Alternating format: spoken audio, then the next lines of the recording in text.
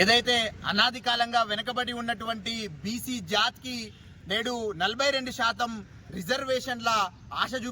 చూపించినటువంటి పార్టీలు కావచ్చు, మిగతా అన్నీ కూడా 42% రిజర్వేషన్లు వస్తే మా బతుకులు బాగుపడతాయని చెప్పి బీసీలందరూ కూడా ఆశావాహులై ఎదురు చూస్తున్న తరుణంలో కొందరు అగ్రవర్ణాలు బీసీల వెనుకబాటుతనాన్ని ఆసరాగా చేసుకొని, బహుజనుల వెనుకబాటుతనాన్ని ఆసరాగా చేసుకొని తరతరాలుగా అనాది కాలంగా ఈ సమాజాన్ని, ఈ జాతులని పరిపాలిస్తున్నటువంటి అగ్రవర్ణాల కుట్రల్లో భాగంగా నేడు మాకు దక్కవలసిన రిజర్వేషన్లు, మా హక్కులన్నీ కూడా కోర్టు చుట్టూ తిరుగుతూ కోర్టులో మూలుగుతున్నటువంటి పరిస్థితి ఉన్నది.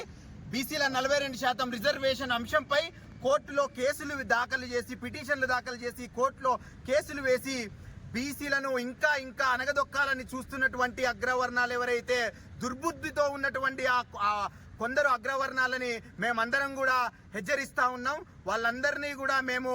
డిమాండ్ చేస్తా ఉన్నాం ఏంటంటే, ఈడబ్ల్యూఎస్ పేరుతో మీరు అక్రమంగా రాత్రికి రాత్రి దొంగ రిజర్వేషన్లు తెచ్చుకొని మీ జనాభాకు, మీ పేదరికానికి మించిన రిజర్వేషన్లను మీరు తెచ్చుకొని ఈ సమాజం మొత్తాన్ని కూడా వెనుకబాటుతనానికి గురి చేసే విధంగా ఈడబ్ల్యూఎస్ రిజర్వేషన్లు మీరు ఎట్లా అనుభవిస్తున్నారో అదే విధంగా మేము మా హక్కుల కోసం, మా రిజర్వేషన్ల కోసం మేము మాకు కావాలని అడిగినప్పుడు మీరు కుట్రపూరితంగా కోర్టులలో కేసులేసి మాకు ద్రోహం చేసే పరిస్థితి ఏదైతే చేస్తా ఉన్నారో దాన్ని యావత్ బీసీ, ఎస్సీ, ఎస్టీ, బహుజన సమాజం ముమ్మాటికి కూడా మిమ్మల్ని క్షమించదు, చరిత్రహీనులుగా మిగిలిపోతారు అని చెప్పి కూడా మేము హెచ్చరిస్తా ఉన్నాం.